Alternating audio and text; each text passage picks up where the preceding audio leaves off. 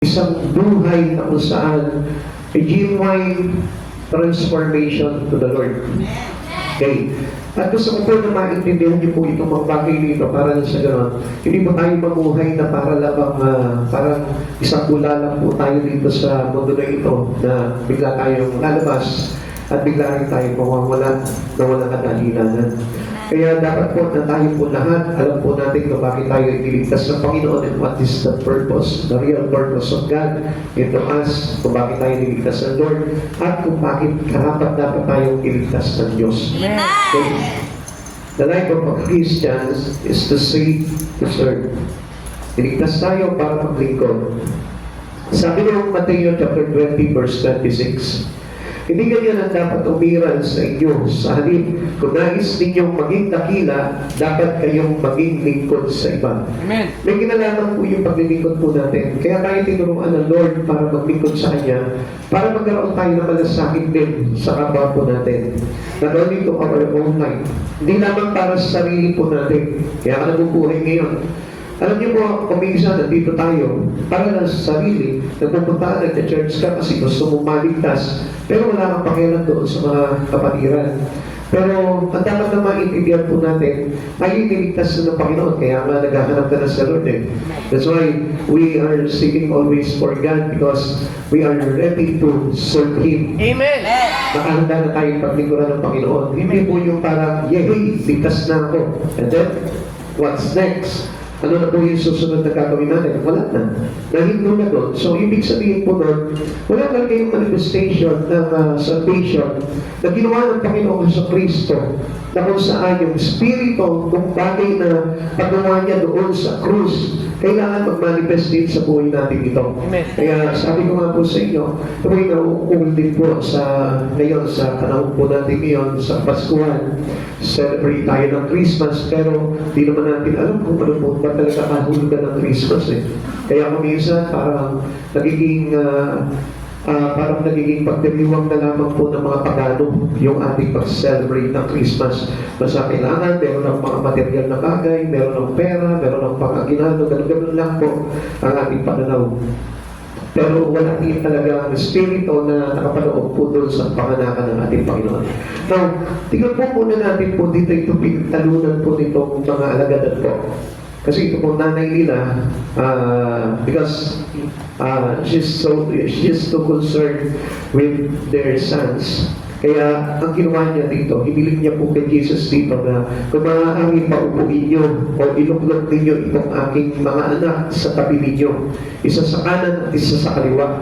So, napakataas po ng kanyang parang pangarap para sa kanyang mga anak na hindi niya naman po naiintindihan. Parang tayo, kung minsan, Lord, ligtas po kami na, Lord, pagdating ng araw, gusto namin nandiyan kami sa langit. Ang taas ng pangarap natin, ang taas ng kahilingan natin sa Panginoon. Pero hindi natin naiintindihan yung nararapat natin gawin kung bakit tayo sinave ng Panginoon. At yan po yung dapat na maunawaan natin. But before anything else, gusto ko po na paliwanag po muna sa inyo about this verse. Matthew chapter 20, verse 26. Whoever wants to become great among you must be your servant. Is a pivotal teaching from Jesus contrasting worldly power with divine greatness. Explaining the true leadership in His kingdom means humble service, not domination. A radical concept stemming from His disciple vision for power and culminating in His own examples of serving and giving His life as a ransom. Dito pinapakita po dito yung parang naging ugali po ng mga tao na po. After receiving Christ, hindi na po ganito dapat yung ating ugali. Hindi na po dapat tayo yung pinaglilingkuran. Pagkatapos po natin tanggapin po dapat yung kaligtasan, tayo na dapat yung maglilingkod. Tayo na po dapat yung nagsiserve. Hindi naman po sa Lord, kundi sa mga tao, sa lahat. Kasi si Jesus po mismo yung isang halimbawa na kung saan Ito po yung pinakita sa atin talaga ng Panginoon na this example is very radical.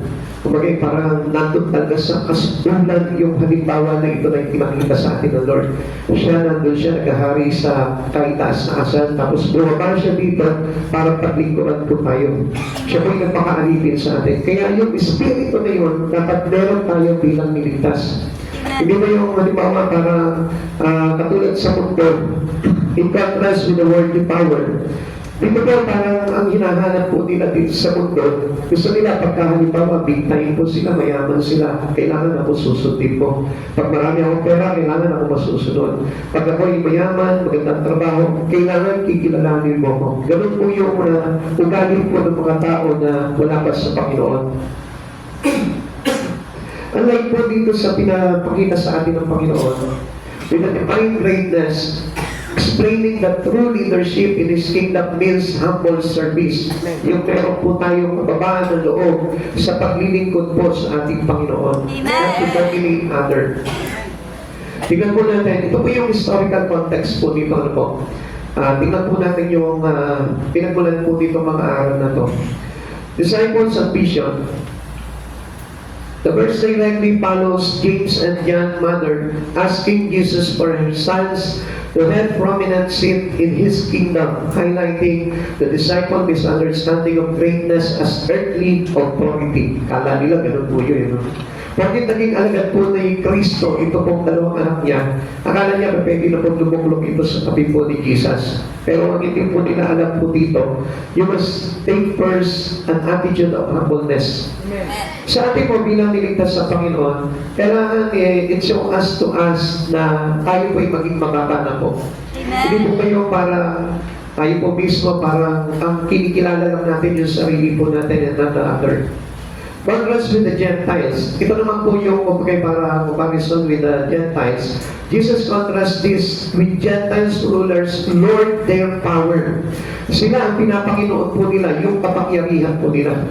Pag sinabi po mga Gentiles ulit, ito po yung mga taong hindi sumasampalataya sa Diyos. Sila po yung mga non-Jewish people. His followers must lead by serving, not by exercising force or control. Ang Panginoong Jesucristo, kapag tagasunod na po ni Jesus, ang itinuturo niya po dito is not to power to control people. Hindi po ganun, ano po? Kundi tayo po ay tinawag ng Panginoon para maging lingkod po niya at lingkod ng mga tao. Kaya kung mapapansin po natin, di ba? Mostly mga Kristiyano po ngayon, ayaw po maglingkod sa Lord. Ayaw po na pagsilbihan ng Panginoon. Ayaw niyo po na magligtas. Ayaw niyo mag-soul winning. And this is the kind of service that we need to have in our heart. Yung tayo po mismo, nag-aakay tayo. Marami po tayong pinapanalo para makibala natin sa Panginoon. Pero yan po yung hate ng mga tao na nakakilala sa Panginoon. Kaya, kung iisipin po natin, kung may niligtas na. Kasi pag sinabing niligtas na, meron na po tayong tinatawag na genuine transformation, which we receive the Spirit of God already. Tinanggap na natin yung Espiritu ni Jesus. And one of the greatest Spirit that we ever had from Jesus is the Spirit of soul winning. Paano ka maglilingkod sa kapwa mo kung wala ka malasakit sa kaluluwa niya? Kaya ito pinapakita po sa atin dito yung pagkakaiba po no, parang uhaw lamang sa kapangyarihan at uhaw sa paglilingkod sa Panginoon. Minsan wala yung kauhuan sa paglilingkod sa Panginoon eh. Uhaw lang sila sa kaligtasan nila.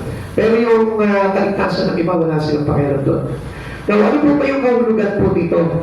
And its significance. Servanthood as greatness.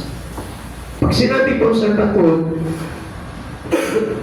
kailangan po talaga ma-vision po sa ating talaga, ma-visualize po sa isang Kristiyano na ligtas yung kanyang pagiging lingkod. Jesus redefined greatness, teaching that is found in humility and ministry to others, mirroring God's nature. Yun nga po yung sinasabi ko po sa inyo, that we receive this kind of spirit from Christ.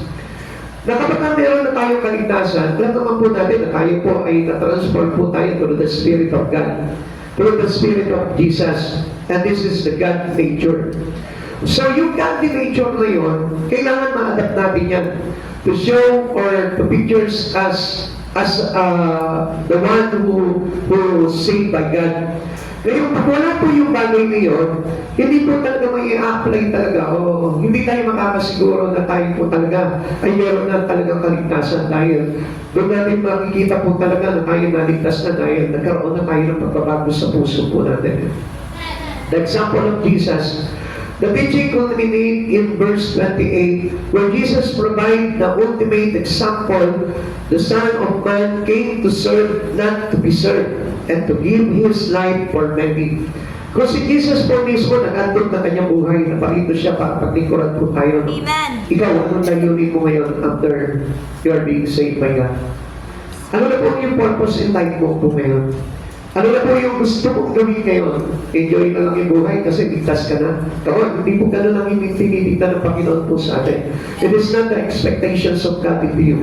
Ang Amen. expectation ng Lord dahil you receive His Spirit, magiging kaisa ka na sa Kanya. Amen. Safe to serve. Kaya nga po sinabing safe to serve. Para tayo mga naligtas, magbibigod sa Kanya. Amen. Yung nga lang po, parang it is contradicted with the Spirit that God looking for us. Parang iba eh. Parang hindi po yung ganun yung nakita po ng Panginoon. Many Christians don't want to serve God. Ayaw nila maglingkod sa Panginoon. Ayaw nila nahihirapan. Ayaw nila nagsasakripisyo.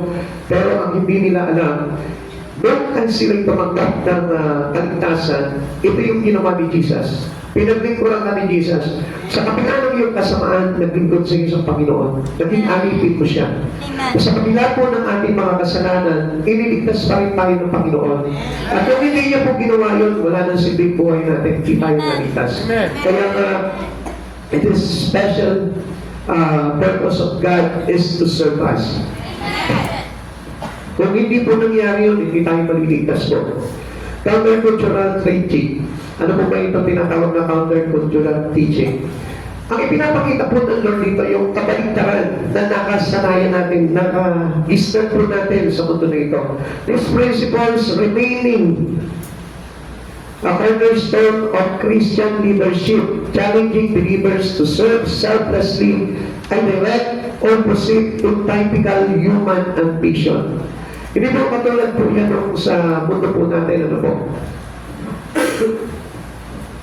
Sa mundo po kasi natin, nakakasanayan po natin dito sa liputan na ito, tayo po kumagay para kapag tayo nandun nga sa magandang kalagayan, tayo po yung kumagay na susunod sa lahat ng ano.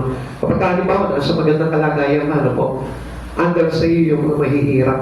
Kapag nasa position ka, under sa iyo yung mga ordinary people. Ngayon, ito po yung kumagay para binabaliktad po sa atin ng Panginoon, kabaligtaran ng gusto mangyari ng Panginoon. Na kapag tayo believers to Christ na tayo, we need to serve. Kailangan tayo po ay maligtas para maglingkod. Hindi po maglingkod para maligtas. Kundi tayo po ay kailangan maligtas para makapaglingkod. Kasi He honored our service. Amen. Pag tayo po ay naglilingkod na po sa Panginoon, automatic na yun, believers of Christ ka na. Amen. Pero kung tayo hindi ka naglilingkod sa Panginoon, you are not believers of Christ. Paano yung Christ? Paano yung pastor? Marami po mga tao na maraming Kristiyano hindi naglilingkod sa Panginoon. I don't know. Pero perhaps dito tinuturo ng Panginoon na once you've been saved, you need to serve God. Kailangan maglingkod ka na sa Panginoon. Amen. Kasi si Jesus mismo, our Master. Siyempre, kailangan kung ano yung Master natin, iyon ang nakikita sa atin. Kaya nga sa atin, makikilala sa mga gawa ninyo kung sino ang inyong Ama. Amen. So, doon pinapakita dito, hindi naman depende na si Jesus yung ating Ama, si Jesus yung ating Panginoon, siya yung ating Diyos. Tapos, kapaligtaran yung mga ginagawa natin sa Kanya. Hindi tayo maglilingkod, tamad tayo maglingkod, tamad tayo umakay, tamad tayo gawin yung mga bagay na pinagagawa sa atin ng Panginoon, o yung mga bagay na ginagawa ng Lord. Hindi po pwede yun. Hindi maaari yun dahil si Jesus po mismo, ipinapakita niya po sa atin, is set an example, a good example, a great example for every believers. After salvation, you need to serve. Amen. Kasi kung hindi pagkakaganon, walang sa isa yung pagliligtas sa ng Panginoon. Amen. Naging makasarili po tayo. Kaya nga kanina, di ba, sinasabi ko sa inyo, meron kang ganito, pero sa iyo lang. Hindi mo na ibabahagi sa iba. It is, sabihin po natin, a little kind of service to God. Sabi nga po, kung ano yung ginawa mo sa kapwa mo, ginawa mo sa Panginoon po yun. Kaya paano ka maglilingkod kung halimbawa, kasi matakot ka sa kapwa mo, masungit ka sa kapwa mo, wala kang pakialam sa kaluluwa ng kapwa mo, basta mahalaga sa iyo yung sarili mo. Kaya nga si Jesus, nakita nyo, nag-sacrifice siya. Na kahit na niyuyurakan siya, na kahit na dinuduran siya, kahit pinugbog siya, kahit pinatay siya, pero nagmalasakit pa rin po siya sa kaluluwa ng tao. Amen. Samantalang tayo, halimbawa, sa iyo, katabi mo, mahirapan ka ngayon yan, wala na sa iyan. Wala na sa iyan. Hindi mo napapansinin niya kahit kailan yan. So, ganun po tayo. Masyado malala po yung nakagisnan po natin sa mundo na ito. Pag galit ka, galit tayo. Wala kang magagawa doon. Hindi po ganun ang mga naligtas. Ang totoo mga naligtas mo talaga ng Panginoon, willing siyang magpakumbaba. Bakit? Kasi yung service of humility, yun yung napakahalaga po. Not only a kind of service, an ordinary service, but an humility. Gusto talaga ng Lord, yun naglilingkod tayo ng mababa tayo. Amen. So, kahit na hindi ka napaparangalan, okay lang po yun. Tingnan po yung sinabi po dito ni Jesus. Matthew chapter 23, verse 11 to 12. Ang pinakatakila sa inyo ay magiging lingkod ko. Ang nagmamataas ay ibababa at ang nagpapakumbaba ay itataas.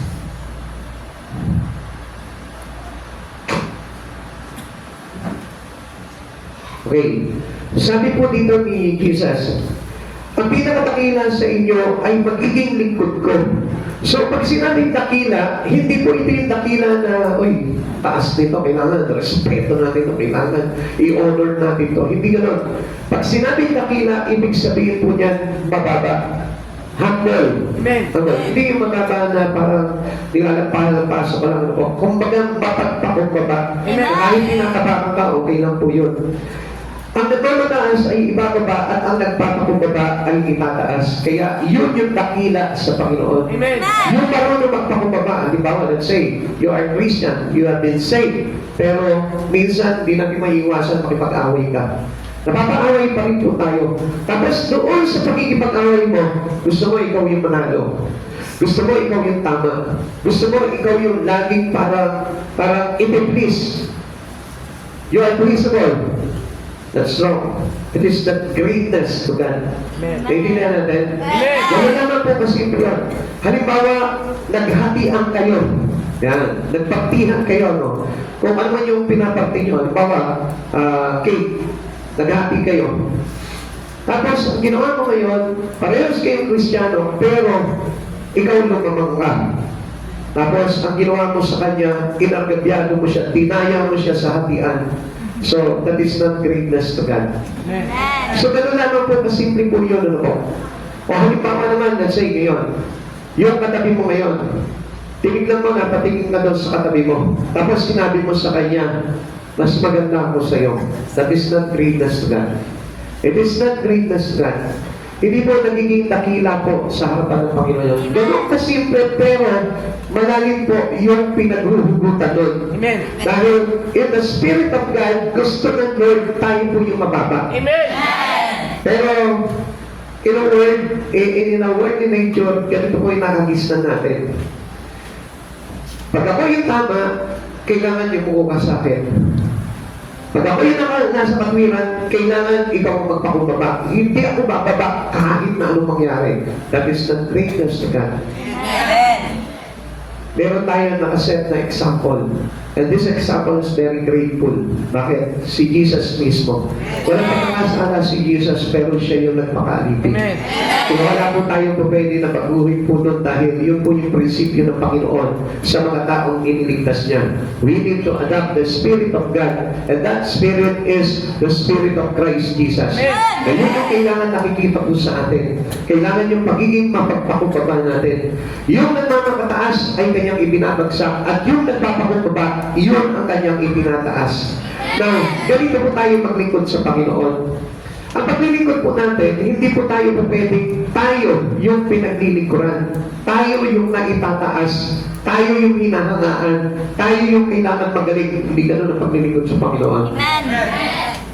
We are saved by God to serve. Kaya lang, kailangan po na makita po natin what service that we need to have in our heart. Tingnan po natin. To serve is to have a heart of a servant. Paano ba itong tinatawag na heart of a servant? Tingnan natin. Luke chapter 22 verse 26. Nakikinig po ba tayo? Ayan, baka mamaya yung iba sabihin, hindi ako makikinig kasi hindi naman ako lingkod ng Diyos eh. Come on, niligtas ka ng Panginoon. Kaya kailangan maglingkod ka sa Panginoon. Luke chapter 22 verse 26. Ngunit hindi ganoon ang dapat mangyari sa inyo. Sa halip, ang pinakadakila ang dapat lumagay na pinakamababa. Tignan niyo po ha. Sino yung dakila sa mata ng Diyos? Yung pinakamababa. Hindi ikaw. Kaya kung mapapansin natin, in churches, there is a lot of problem pagdating sa ganitong attitude. Pagpasok ng church, siya yung mataas. Pagpasok ng church, siya yung VIP. Pagpasok ng church, siya yung hindi mo talaga makakatik. Hindi ganun yung mga Kristiyano. Hindi po yung ganun yung attitude ng isang Kristiyano. At ang namumuno ay maging tagapaglingkod. So, makikita po natin ano po. Alam niyo, siguro maraming gusto maging pastor. Maraming gusto maging isang lingkod ng Diyos. Pero ang hindi po nila alam, mahirap maging isang lingkod ng Diyos. Amen. Mahirap kung hindi nakahanda yung puso mo talaga sa Panginoong Jesucristo. Kaya nga kapag minsan pinagalitan mo lang, magagalit na sa iyan.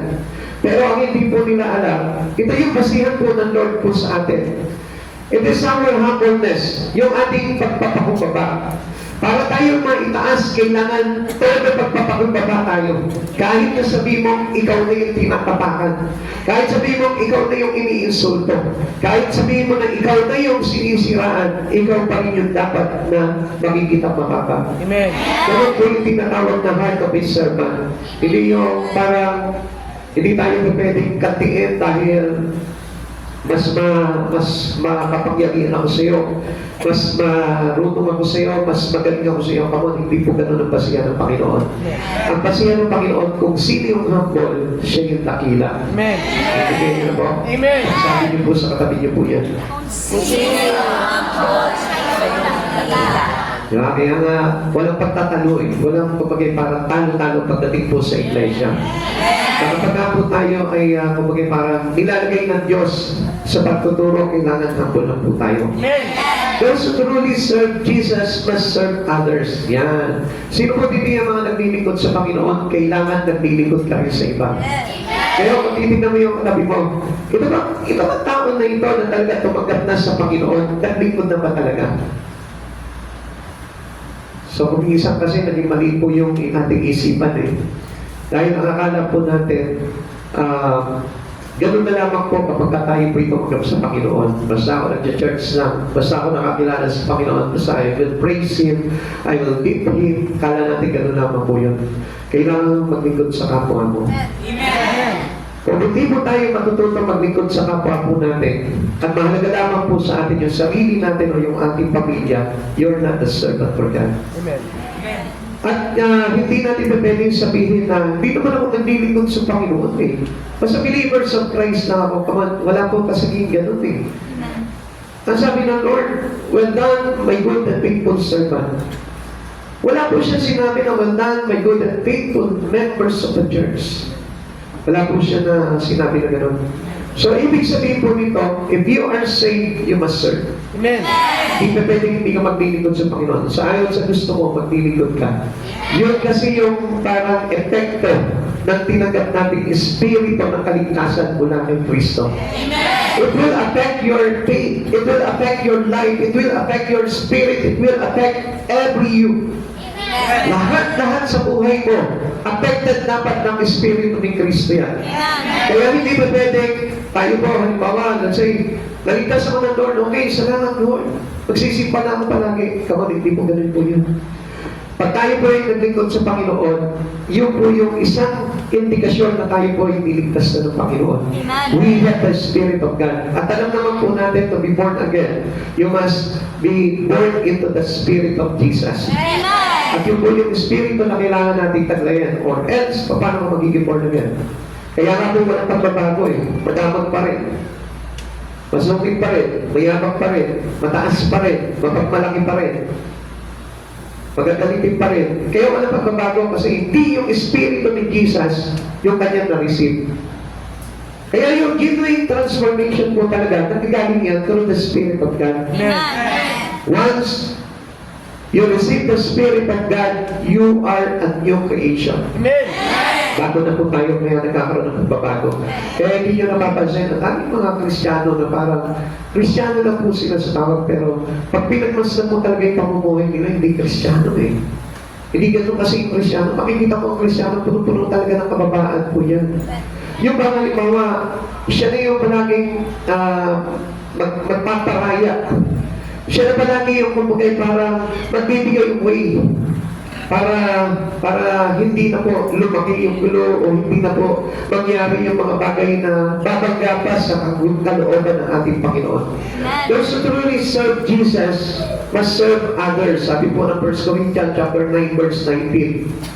Malaya ako at di alipin dito man. Ibig sabihin po nito tayo po ay naligtas na po. Ano po? Si Pablo niligtas na. Wala na po maalipin sa kanya. Even sin, hindi na po siya kayang alipinin. Even this world, hindi na siya kayang alipinin. O kahit anong bagay dito sa mundo ito, hindi na siya po kayang alipinin. Ngunit, nagpaalipin ako sa lahat upang makahikayat ako ng mas marami sa Panginoon. Saan po siya naging alipin? Alipin na po siya ng Espiritu ni Cristo to win soul. Amen. Kaya nga, ito yung pinakamaganda po dito eh. You cannot be a servant without humility. Pag hindi mo pinagamit yung buhay mo sa Panginoon, it is called service. Kaya nga nagpagamit sa Panginoon, service po yun. Pag hindi mo pinagamit yung iyong buhay sa Panginoon, there's no humility. So, paano po tayo magiging dakila sa harapan ng Panginoon? Paano po tayo malulunglok doon sa kanyang kaharian pagdating ng araw? Kung tayo po mismo, wala po yung pagkakakilanlan ng isang lingkod na iniligtas ng Panginoon. Kapatid sa Panginoon, you must know everything in Him. Amen. Kailangan maintindihan po natin ito para na sa ganon. Hindi magwala ng po ng saysay lahat ng mga bagay na pagpapagal po ninyo sa pagsisimba po ninyo. Kailangan po natin matutunan kung paano po talaga maglingkod sa iba. Dahil paglilingkod po natin sa kapwa po natin, paglilingkod po yan sa Diyos. Lagi natin tandaan. Yung natuto ka magpatawad, paglilingkod mo sa Diyos yan. Yung natuto ka magbigay, magparaya, paglilingkod mo sa Lord yan. Yung natuto ka na magmalasakit, paglilingkod mo sa Lord yan. Yung natuto mo na mahatag ka doon sa kapwa mo, paglilingkod sa Lord yan. Amen. Maraming bagay na kung paano tayo makakapaglingkod sa Panginoon. Sa pagkakakala nyo na hindi naman ako tinawag bilang pastor eh. Kaya hindi ako maglilingkod sa Lord. Come on, hindi lang ako po yun ang paglilingkod. Amen. Pwede halimbawa yung mga kapitbahay mo, dali mo sa church, paglilingkod mo yan. Amen. Dali mo sa Panginoon, paglilingkod mo yan. Yung mayroong mga tao na kapos sa buhay, tinutulungan mo, paglilingkod mo sa Diyos yan. Amen. Kasi sa Diyos mo ginagawa yung mga bagay na yun. Kaya nga tayo naligtas dahil kaisa na tayo ni Jesus sa kanyang Espiritu. We cannot be a servant without serving other. Ibig sabihin ko, without winning a soul. Dapat yung katabi mo ngayon, mahalaga na sa iyan. Kahit hindi mo kakilala yan. Kahit hindi mo kaano-ano yan, dapat mahalaga na sa iyan. Kapag nakita mo na dadapayan, kailangan concern ka na dyan sa kaluluwa niyan. Ikaw na mismo yung parang mayroong malasakit na ipabangon mo siya para makabalik sa Panginoon po yan. Yun tayo. Bilang kaisa talaga ng Panginoon Jesucristo. Amen. We have a humble spirit. Wala na po yung pagpakaya, wala akong pakialam sa iyo, bahala ka. Kung ikaw man ay malaglag, wala akong pakialam sa iyo, ginusto mo yan. Come on, hindi po ganun yun. Dapat matuto po tayo maglingkod sa isa't isa. Amen. Kung gusto mo maglingkod ka sa Panginoon, paglingkuran mo muna. Matutunan mo muna paglingkuran yung katabi mo. Yan. Amen? Kasi kaya nga po tayo hindi makapaglingkod eh. Kasi nga wala tayong malasakit sa kapwa natin. Gusto natin laban lang ng laban. Basta walang mahalaga sa atin kundi yung sarili lang natin. Kaya na hindi natin matutunan talaga na mag-humble sa harapan ng Panginoon because doon lamang sa katabi mo ngayon, hindi ka magpag-humble. Hindi ka ba yung katabi mo? Ha? Sigurado yan, kapag halimbawa, inirapan mo yan. Dobling hirap ang babalik sa inyo. So, ibig sabihin, how can you serve God? Kung hindi mo alam yung paglilingkod sa kapwa, Hindi tayo magiging servant of God. O listen to this, kapatid sa Panginoon. The Samaritan was considered righteous because of his helping others. Kita niyo po ba yung Good Samaritan? Dumadaanan niya po itong naglalakbay dito. Hinarap po siya ng mga tulis at binugbog siya. At halos siya po ay naghihingalo at halos mamatay. Dumadaanan po siya ng isang saserdote. Agad itong umiwas at lumakad pa palayo doon sa binugbog na yun, na dayuhan. Tapos naman po yung isang Levita, ganoon din po yung ginawa, hindi pinansin. Samantalang itong Samaritano na ito, na hindi naman mananampalataya ni Yeso Cristo, nagpakumbaba at tinulungan ito pong nabugbog na ito. Ginamot niya po ito, dinala niya sa bahay panuluyan, at pagkatapos ginamot, at pagkatapos dito binayaran yung nag-aalaga po dito. Hanggang doon sa kahuli-hulihang sentimo o pila nagagastusin, sinagot niya po yun. Samantalang po tayo, paano tayo bilikod sa kapwa natin. Yung ilibre mo lang ng pamasahe, yung katabi mo ngayon, hindi mo magawa. Yes, that's true. Minsan may pera tayo, pero hindi natin ma-share sa kapwa natin. Hindi man lang tayo, halimbawa, kapag mag-Jollibee tayo.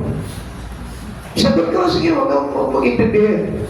Ganun yung paglilingkod sa Lord. Hindi lang yung visible ka doon sa church at nakikita ka, tumatayo ka sa harapan, lingkod ka na ng Diyos.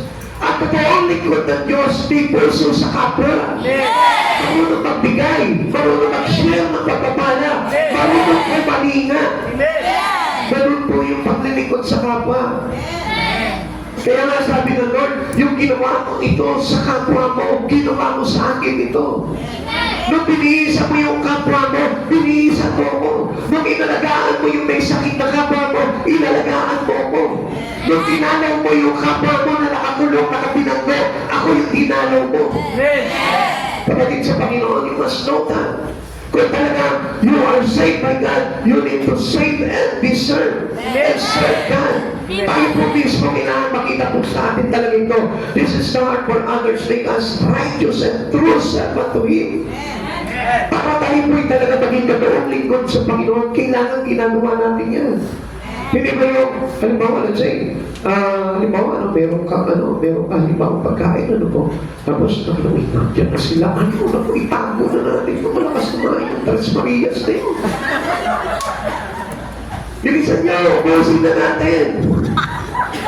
Hindi ganun yung paglilingkod sa Panginoon. Nakakita tayo na naaagabyado. Into the eyes of God, we are greatness. We have the greatness into His eyes.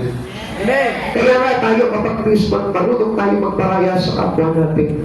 Na kahit tayo na inaagabyado, tayo na inasasaktan, marunong pa rin tayo magparaya and tell you, yun yung totoong lingkod ng ating Panginoon. Amen. Tignan mo ha, Lucas chapter 10 verse 33 to 36. Ngunit may isa sa Samaritano naglalakbay na napadaan doon na makita niya ang biktima, siya'y naawa. Nilapitan niya ito, binuhusan ng langis at alak ang mga sulat at binenta. Pagkatapos, isinakay niya ang lalaki sa kanyang asno at dinala ito sa bahay panuluyan upang maalagaan siya roon. Kinabukasan, binigyan niya ng 2 salaping pilak ang namamahala sa bahay panuluyan at sinabi, alagaan mo siya at kung higit pa niyan ang iyong magagastos, babayaran kita at pagbabalik ko. At nagtanong si Jesus, sa palagay mo, sino kaya sa tatlo ang naging tunay na kapwa ng taong hinirang ng mga tulisan? Nabanggit po dito yung sacerdote naglilingkod sa templo ng Diyos. Yung Levita, sila po yung matiwala sa templo ng Diyos. Yung Samaritano, wala lang. Hindi nga po sila nanampalataya sa Panginoon. Pero sila talagang kinalugdan ng Panginoon. Tayo, mga Kristiyano na po tayo. You must serve humbly. Amen. Ikaw, paano ang paglilingkuran ng Lord? Pupunta ka sa church araw-araw, lingkod ka na ng Diyos, kamu hindi po ganun yun. Huwag mo sayangin yung mga bagay na ginagawa mo yun, tapos wala ka malasakit sa kapwa mo. Masasayang lang lahat ng mga bagay yun. Katulad dito ng Levita at mga sacerdote. Nasayang lamang po yung kanilang paglilingkod sa Panginoon because dito po ay nasukat po sila ng Panginoon na wala po silang malasakit sa kapwa nila. Now, tingnan po natin how to have a heart of a servant. Paano po ba magkaroon ng tinatawag na puso ng isang tunay na lingkod sa Panginoon? Una, as always available. Yan. Kailangan lagi sa lahat ng pagkakataon available po tayo. Lagi po tayo maaasahan. Lagi po tayong nariyan. Lagi po tayo na makakapagbigay ng tulong para sa kapwa po natin. 2 Timothy chapter 2 verse 4. Ang isang kawal ay hindi nagiging abala sa mga bagay na walang kaugnayan sa pagiging kawal. Sa halip, sinisikap niya mabigyan ng kasiyahan ang kanyang pinuno. Come on. You have a God. And Jesus is the name. Pero, kadalasan, mayroon tayong Diyos, pero hindi siya yung nagiging Diyos natin sa araw-araw. Because of our availability, is nothing. Wala eh. Wala tayong availability. Hindi tayo palagi available pagdating sa Panginoon. Especially kapag we're busy, hindi tayo nagiging available sa Lord. And that is not the heart of a servant. Kailangan, bawat pagkakataon, bawat panahon, tayo'y available sa Lord. Amen. Hindi lamang po, lagi ka nasa church. Kahit na nasa trabaho ka, nasa eskwelahan ka, you are available to God. Na kapag ka hinihingi ng pagkakataon, ipag-pray mo itong taong to, pinag-pray mo siya. Sharean itong taong to, sharean mo siya, na kahit abala ka sa mga bagay na ginagawa mo, gagawin mo pa rin yung ginagawa ng isang lingkod ng Diyos. Amen. And that was the heart of availability. Amen. The heart of available to God always. Hindi po tayo pwedeng halimbawa, tayo yung mga lingkod ng Diyos, pero lagi naman tayo wala sa action. Lagi tayo wala doon sa lugar na kung saan tinatawag tayo ng Panginoon. At ayun, hindi po ganun po yung talagang mga lingkod ng Diyos. Ang mga lingkod ng Diyos, every moment, pwede mong maglingkod yan sa Panginoon. Amen. Sa lahat ng pagkakataon po niyan. Amen? Amen. Yan. Kaya lagi po dapat tayong available sa gawain po ng ating Panginoon. Kaya praise God na dapat magkaroon tayo ng puso po ng gano'n. Number 2 is always attentive. Pag sinabing always attentive, ibig sabihin niya, laging bumubukal sa puso niya yung kanyang pagiging mabuti palagi sa kapwa. Masigasig, masipag, matulungin. Yan yung laging parang nasa puso niya. He's very attentive because of the Spirit of God. He has having the Spirit of Jesus. Kaya sa lahat ng pagkakataon, pag may nakita siyang may karamdaman, gusto niya pagalingin agad. Kapag meron siya nakitang pulubi, gusto niya pakainin agad. Pag meron siya nakita na inaalihan, gusto niya palayain agad ito. So, ganun po yung puso ni Jesus is very attentive. Galatians chapter 6 verse 10. Kaya nga, basta may pagkakataon ay gumawa tayo ng mabuti sa lahat ng tao, lalo na sa mga kapatid natin sa pananampalataya. Kuminsan, ano po? Sabi dito, lalo na sa mga kapatid natin sa pananampalataya. Minsan, mas pinagdadamutan pa natin yung mga kapatid natin sa pananampalataya. Mas open pa po tayo doon sa mga taong hindi natin kakilala. Alam niyo, mga kapatid sa Panginoon, bakit sinabi po ng Lord po ito? Kung halimbawa sa mga kapatid natin bilang mga iniligtas ng Panginoon, hindi natin magawa yun, doon pa pa kaya doon sa mga taong strangers natin. Magagawa mo yun. Halimbawa lang sa iyo, sa kapatid sa Panginoon, kapatid mo na lang. Kung yung kapatid mo hindi mo matulungan, yung pa kaya mga stranger. Yung hindi mo kakilala, yung hindi mo kaano-ano, paano ka makakapaglikod sa Panginoon kung namimili ka lamang ng paglilikuran? You can serve all. Amen. Lahat na pwede natin paglikuran. Kasi kahit na yung pinakadukha, si Jesus pa rin yung pinaglilikuran mo. Amen. He's always ready to do good things to others. Hindi madamot. If he is always had the attentive spirit coming from God, ito po ay open palagi yan. Open yung puso niya, open yung isipan niya, open yung espiritu niya, open din kahit bulsa niya. Amen. Amen? Amen? Amen. Hindi na tayo maka-amen, ano po? Mayroon kong amen talaga pag hindi bukas eh. Bukas na tayo doon sa mga mahal natin sa buhay, pero pagdating sa ibang tao, sarado na tayo. Amen? Amen. Kaya kailangan po talaga, meron po talaga tayo ng puso, talaga na katulad ng puso ng Panginoon. Ikatlo, never makes excuses. Huwag yung laging meron po tayong excuse. Lord, hindi ako pwede ngayon. Lord, busy ako ngayon. Lord, hindi ako pwede ngayon. Alam niyo po ba, kapag tayo puno-puno po tayo ng excuses sa buhay, di talaga tayo makakapaglingkod sa Panginoon. Kasi, alam niyo po, there is no exemption when we serve God. Kasi sa lahat ng pagkakataon, maipapakita ko, maipapadama ko yung paglilingkod mo sa Diyos. Sabi ko nga po sa inyo, not only inside the church, makakapaglingkod ka. Ang totoo naman talagang paglilingkod wala sa loob ng church, nasa labas. Amen. Because the vineyard of God is not on the church, but there outside. Amen. Nandun sa labas, yung tinatawag na ubasan ng Panginoon. At doon tayo maraming pwedeng anihin. Kaya there is no excuses.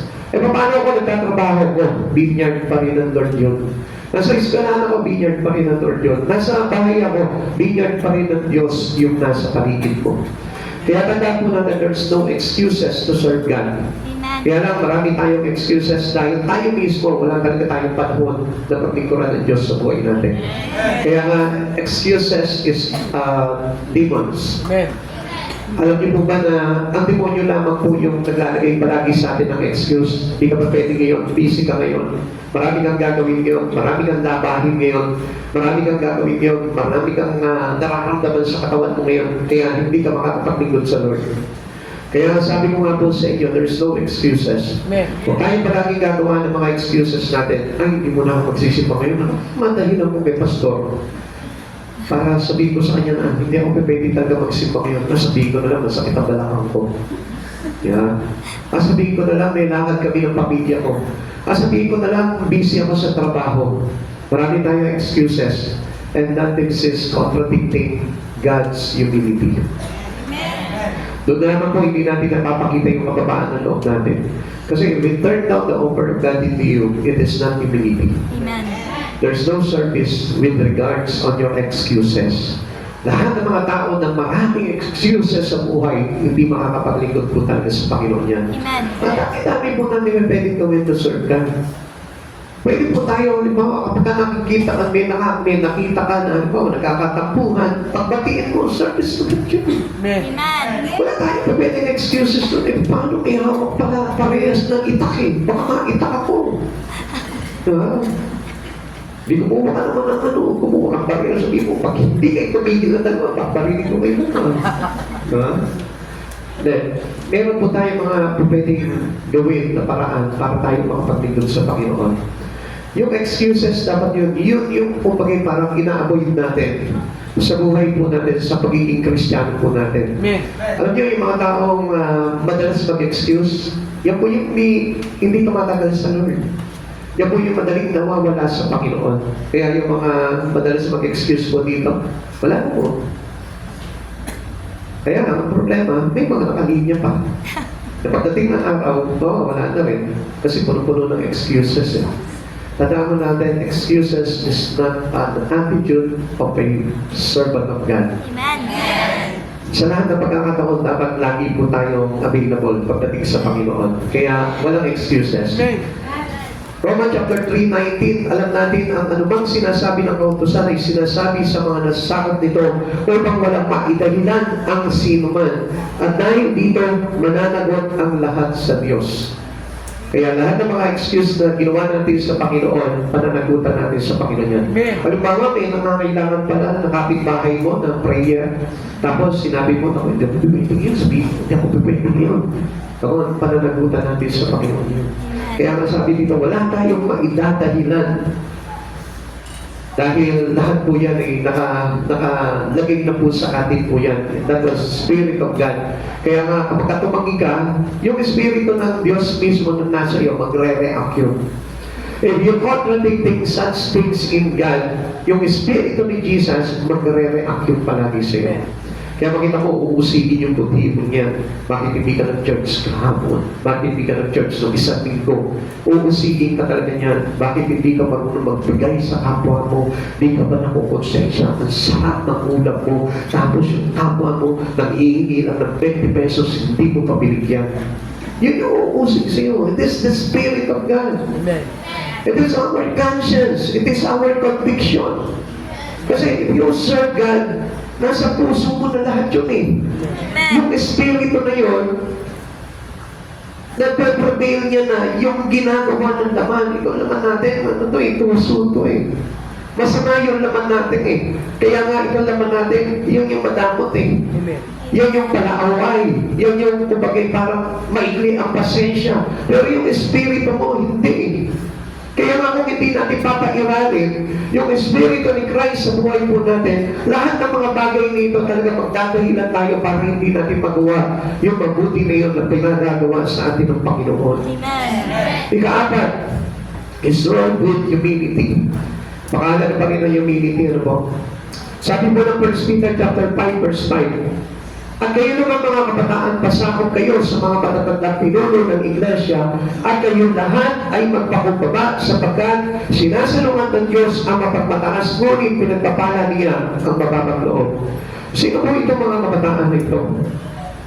Yung mga beginners, yung mga newly Christian, yung mga hindi pa talaga hubog sa pananampalataya sa Panginoon, yung mga tinuturuan pa lamang na kailangan tayo po ay nagpapasailalim sa pagtuturo ng mga nakatatanda sa atin sa iglesia. Amen.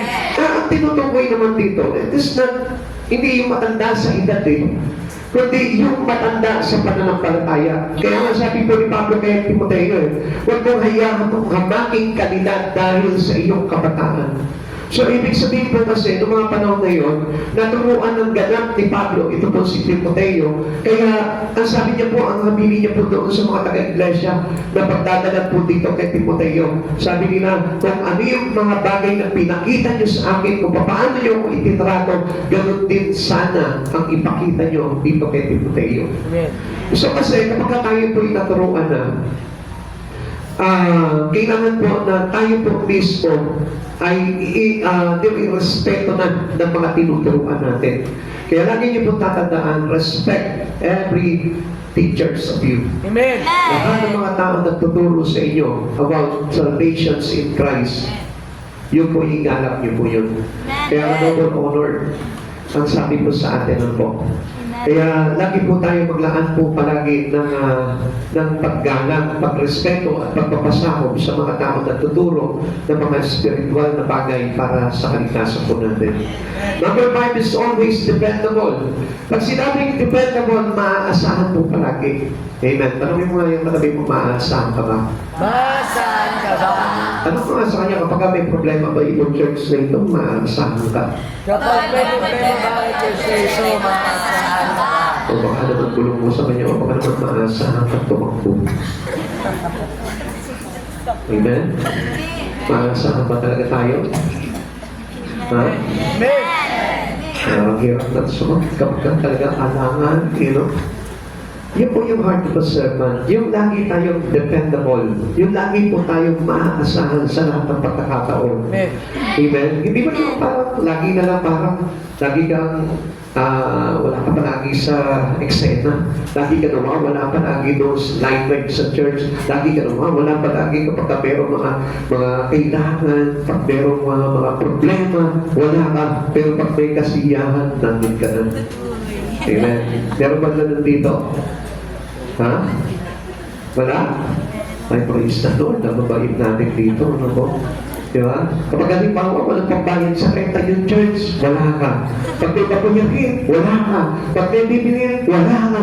Pero pagka mayroong kainan, hindi ka busy. Hello? Kapatid sa Panginoon, magbago na tayo. Kasi gusto ng Lord talaga, tayo po ay dependable, maaasahan palagi sa lahat ng pagkakataon. The one who saved by God is very dependable. Amen. Sa lahat ng pagkakataon niya, maaasahan yan. Amen. At hindi po yan kumbaga parang magkukulang sa pagsuporta o sa pagtulong pagdating sa mga bagay na may kinalaman kay Kristo. Why? Bakit po kaya? Kasi yung Espiritu nasa iyo, yung Espiritu ni Jesus eh. Amen. Yung tinagam mo yung Espiritu ni Jesus eh. Magpahinga ikaw, papunta ka na ng impyerno. Alam mo ba kung sino kasama mo? Si Jesus. Inakat ka, inahon ka. Sa mga paghihirap mo, sa mga problema mo, hindi mo nakikita si Jesus nandun. Kapag may karamdaman ka, si Jesus yung nag-aalaga sa iyo eh. Kaya nga bumababa yung lagnat mo. Kaya nawawala yung hilo mo. Kaya nawawala yung sakit mo. It is because Jesus was there. Amen. Lagi maaasahan ng Panginoon. Kapag may kaaway ka, siya yung nagtatanggol sa iyo. Siya yung nagpapahupa ng galit mo. Siya yung naglalagay sa iyo ng spirit of forgiveness. Kaya ka marunong magpatawad. Kaya lang hindi natin nakikita yung mga bagay na yun. Why? Because we are closely looking for our own. Sarili lang natin ang tinitignan natin. At hindi natin tinitignan yung mga bagay na pwedeng gawin natin at para maasahan tayo ng mga tao na nangangailangan sa atin. Amen. Especially your church. Kaya nga tayo dito nilagay ng Panginoon eh. Para na sa ganun at pagkatiwalaan po tayo ng Panginoon. 1 Corinthians chapter 4 verse 2. Ang katiwala ay kailangan maging tapat sa kanyang Panginoon. So, paano po tayo magiging tapat kung tayo po mismo ay hindi maasahan ng Lord? Halimbawa, ang problema po ito church na ito. Ang dami natin pero 2, 3, 4 lang yung naaasahan. And supposed to be, we are saved to serve. Tatandaan mo yan. Tayo po iniligtas sa Panginoon para maglingkod sa Kanya. Para maglingkod sa kapwa po natin. Para maglingkod sa buong mundo. Kaya kailangan tayo po laging mapagkakatiwalaan. Hindi po yung para binigyan ka ng Panginoon para sa sarili mo lang. Dahil masipag ako, akin to. Dahil ako yung nagsikap, akin to. Come on, hindi yun. Kaya ka binibless ng Lord para mapakinabang ka na marami. Amen. Kaya ka binigyan ng talino para magamit mo yan sa iba. Amen. Kaya ka binigyan ng lakas para magamit mo yan para sa mga mahihina.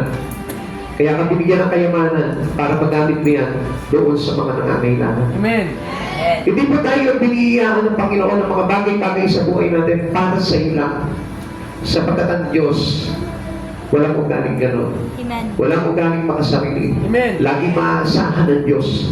Amen. Kaya kung kumikita ng malaki, hindi para yumaman ka lang, kundi para pagyamanin mo yung espiritu na naitago sa iyo ni Kristo dyan sa kaloob-looban mo at maibahagi mo sa kapwa. Amen. Lahat ng bagay na meron ka, kailangan maasahan sa iyan na marami at hindi lamang ng iisa. Ang tanong po dito, do I have the heart of a servant? Paano po ba natin malalaman kung ikaw ay talagang meron na itong tinatawag na puso ng isang lingkod? Una siguro, if I have volunteered to teach the lost. Meron ka mga kilalang wala pa sa Panginoon, tulungan mo. Share mo ng mabuting balita. If I have volunteered to encourage others, yung magiging kalakasan ka ng iba. Yung makakapag-encourage ka ng mga kaluluwang wala pa sa Panginoon. Yung makakapag-encourage ka ng mga maling pananampalataya. If I had volunteered to visit the sick and hurting, kung lingkod ka ng Panginoon, at meron kang kilala, meron karamdaman, bisitahin mo, panalangin mo, para patayuin ng Panginoon at gumaling. If I had volunteered to teach a Bible class, yung bang nagbabahay-bahay ka, nagtuturo ka ng Bible study, yung bang meron ka mga nakakausap, tinuturuan mo about Bible. If I have volunteered to help the needy, if meron ka nakikita mga nangangailangan, tulungan mo. Especially sabi ng Lord, lalo na yung mga kapatid mo sa pananampalataya. Minsan, alam niyo po, yung pagtulong natin hindi nagiging ganap. Kasi pag tumulong ka sa mga kapwa mo mananampalataya, iilan lang ang makakakita sa'yo. Iilan lang makaka-recognize sa'yo.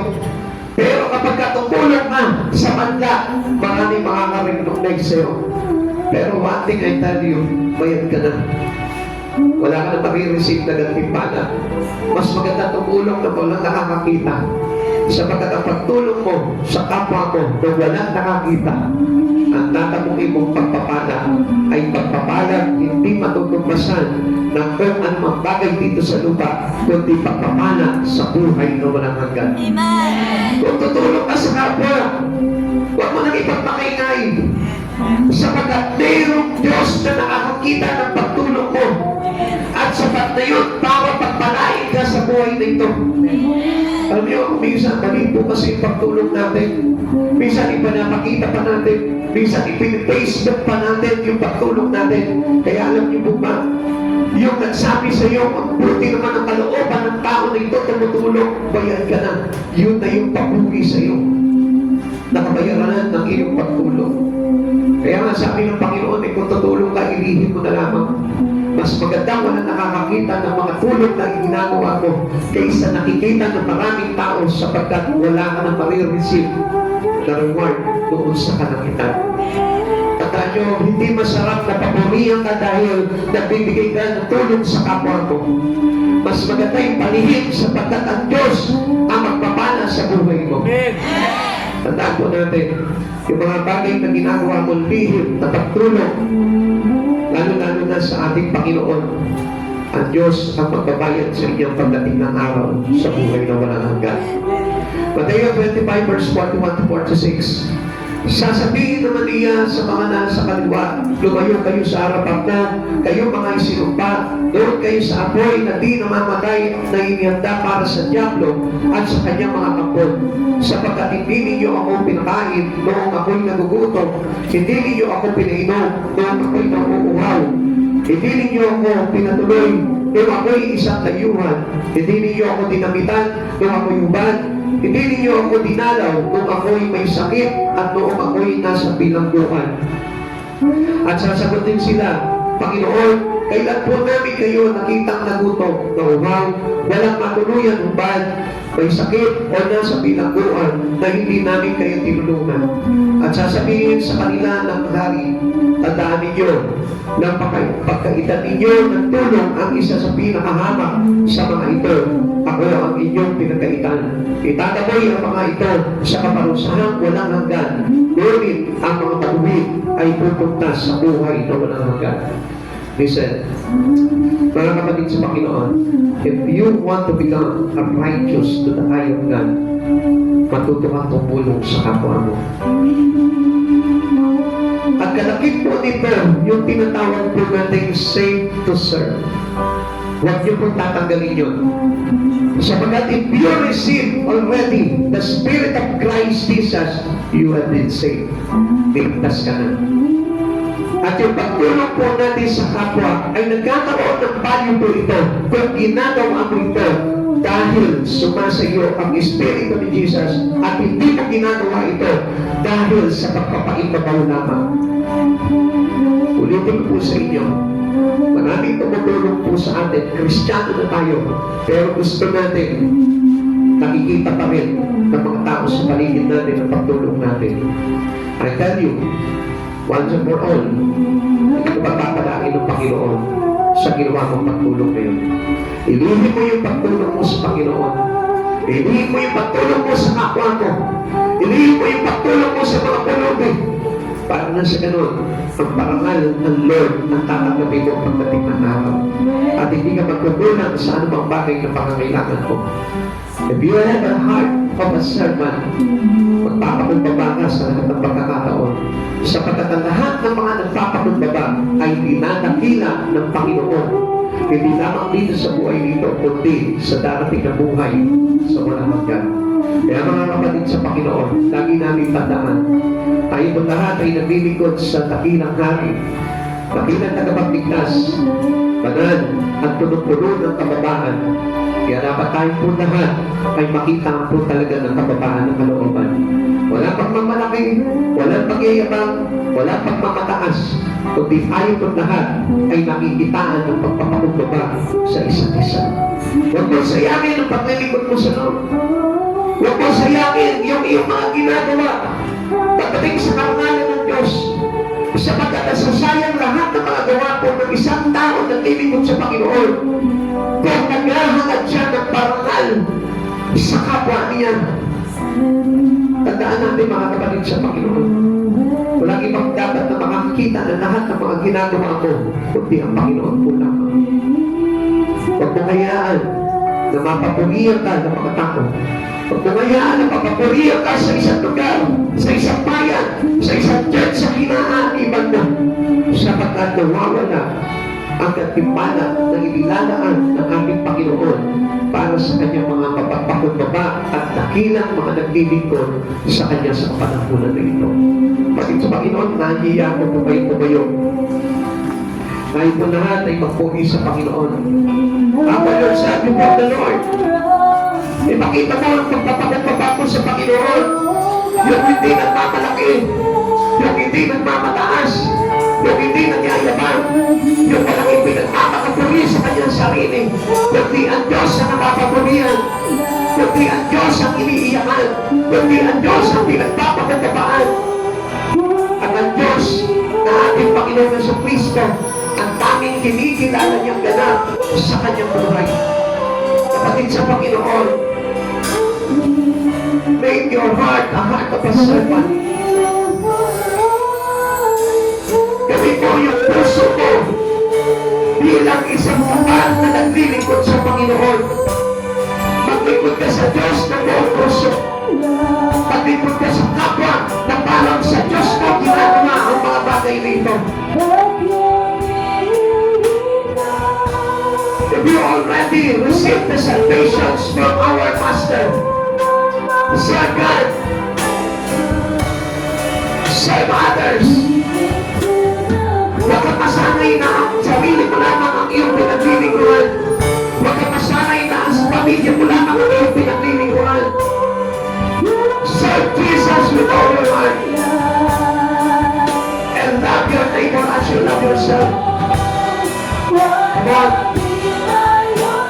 Pagkamantatangin ng isang paglilingkod, huwag kang pipili ng mga bagay na gagawin mo. Kung ano yung bagay na pinagagawa sa inyo, Lord, gawin mo ito ng puso. Buong kakapatan, buong kababaan ng kalooban. At sa lahat ng pagkakataon, ipakita mo sa Panginoon na ikaw ay maaasahan. Hallelujah, Lord.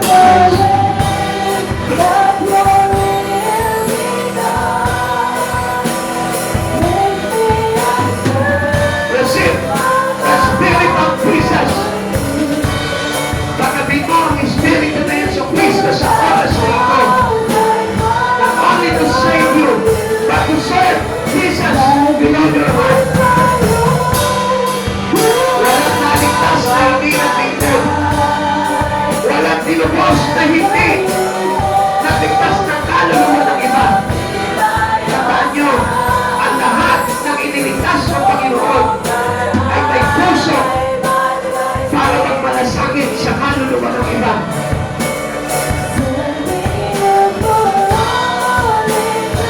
Hallelujah, glory to Christ. Walang tapat na naglilingkod sa Diyos. Walang Kristiyano tapat na kumagat ng kaligtasan mula sa Panginoon. Minsan tinatakihan natin ang Lord. Minsan naakala natin na pwede natin gawin natakihan ng Diyos sa buhay natin. Minsan nakakala natin hindi natin kapapahamak na lagi tayo pagdahilan kapag tinatawag ka ng Diyos. Akala natin tama palagi na hindi paglingkuran ng Diyos sa buhay natin. Akala natin pwede na tanggihan ang panawagan ng Diyos sa buhay natin.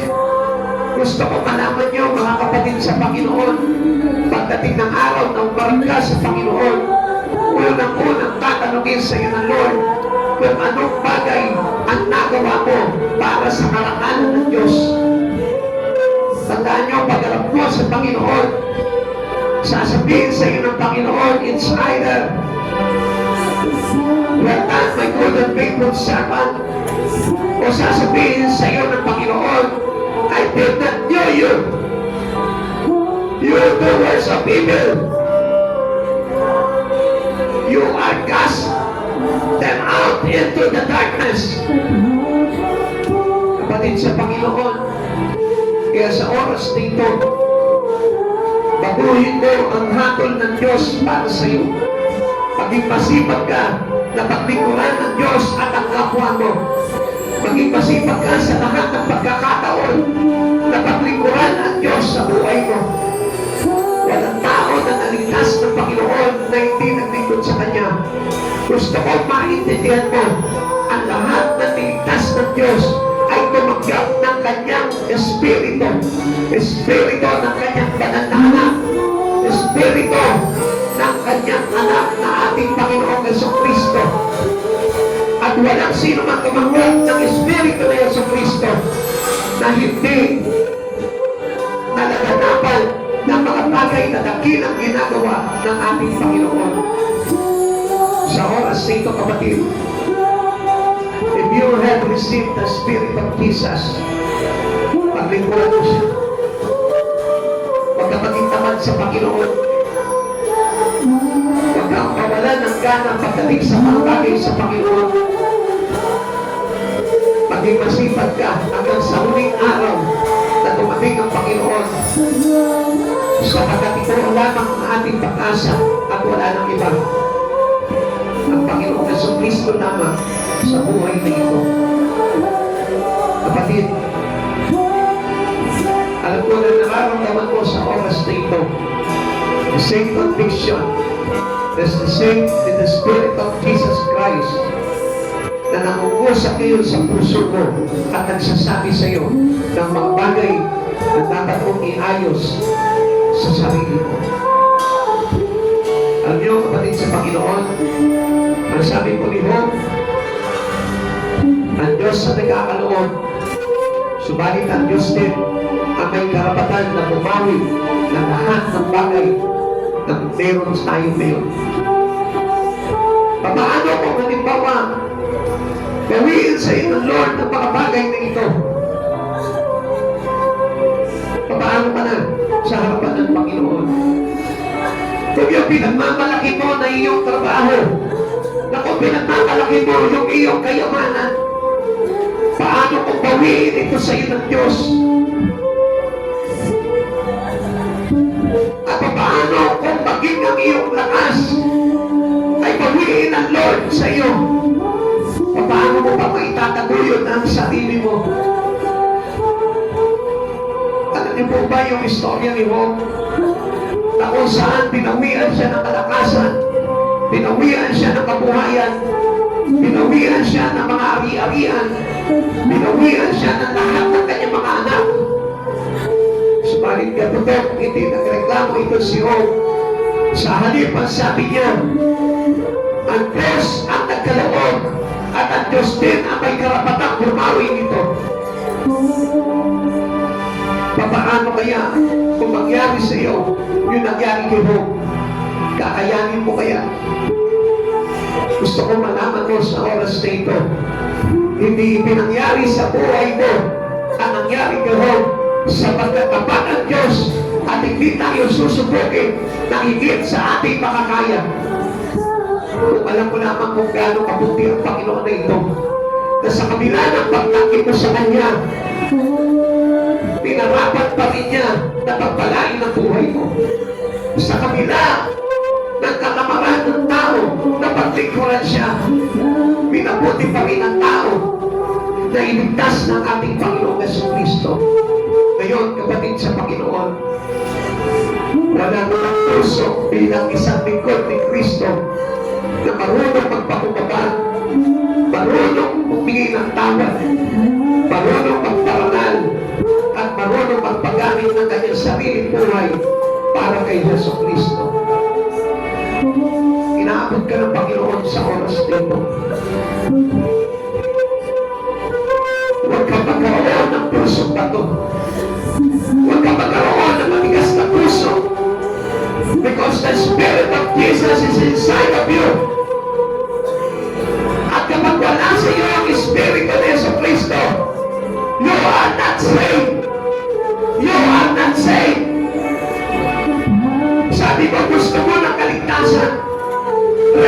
Jesus right now. Receive His Spirit. At kung meron kang Espiritu ni Jesus, you have conviction and you have the knowledge to humble yourself. Minsan inuunapan po natin ang ibang bagay kaysa sa Diyos na nagpapala sa iyo, kaysa sa Diyos na nagbibigay sa iyo ng kalusugan, kaysa sa Diyos na nagpapala ng kalakasan para makapagtrabaho ka. Kapatid, hindi man dapat na sa oras na ito, marunong kang yumuko sa Panginoon, lumuhod, umiyak, at magpasalamat sa kabutihan na ito ng Panginoon. Kumuha naman po yourself before the Lord. Ang sabi ng Lord, ang nagpapakumbaba, ang siyang nagiging takina sa harapan ng ating Panginoon. Ang nagpapakumbaba, ang siyang itinataas ng Panginoon. Kapatid, gusto ko malaman mo, hindi mo papakinabangan ang mga bagay sa buhay mo kung hindi ka marunong magpakumbaba sa Diyos. Sapagkat ang Diyos ang nagpapala, ang Diyos ang nagkakaloob, ang Diyos ang nagbibigay, ang Diyos ang nagtatanggal, ang Diyos ang nag-aalis. Kung loobin ang Panginoon ang mga bagay na ito, huwag ka magre-reklamo sa Kanya. Sapagkat ang Diyos ang may karapatan sa buhay ng lahat ng tao. Ang dapat na maintindihan mo ang bagay na ito. Huwag ka magre-reklamo sa Diyos. Pagkakailangan ka niya, sabihin mo sa Kanya, Lord, available ako. Magagamit mo ang buhay ko. How can you serve God kung ipinagtataputan mo siya ng mga bagay-bagay sa buhay mo? Kung kapag mayroong bagay na nawala sa iyo, at Diyos ang inabubuotan mo, huwag kang mabuot sa Diyos, mabuot ka sa sistema ng sanlibutan ito. Sapagkat ang sistema ng sanlibutan ay siyang bumangga sa kalooban ng Diyos kung bakit nagsasabi ang mga tao at nalayo sa Kanya.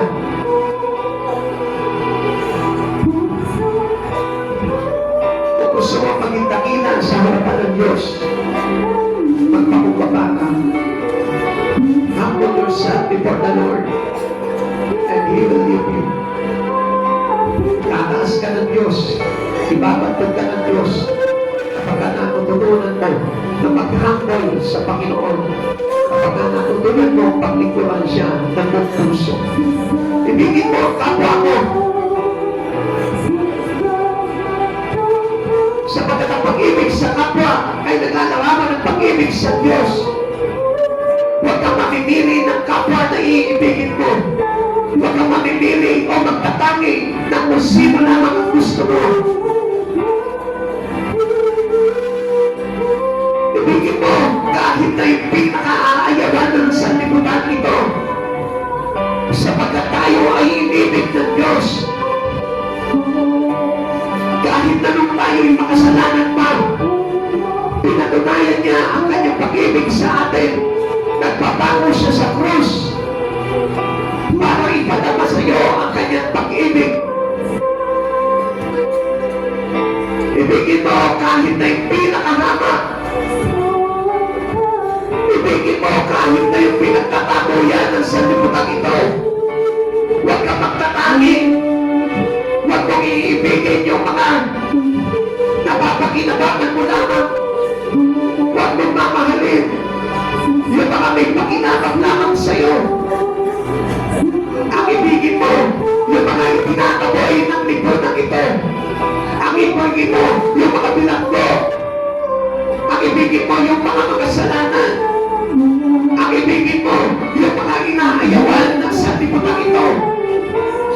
Yung pinagtataboyan, yung mga babae, yung mga pulubi, yung mga kemunin.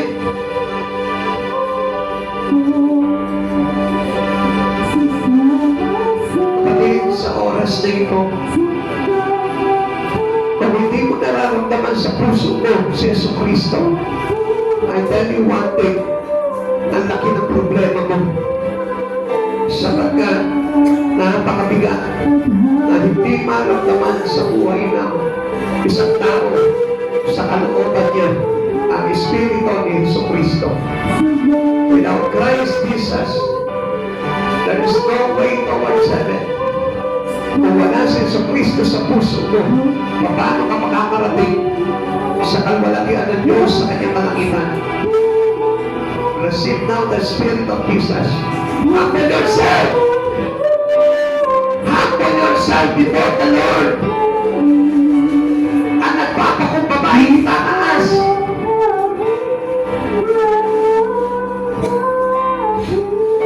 Pasalamatan mo ang Diyos sa oras na ito.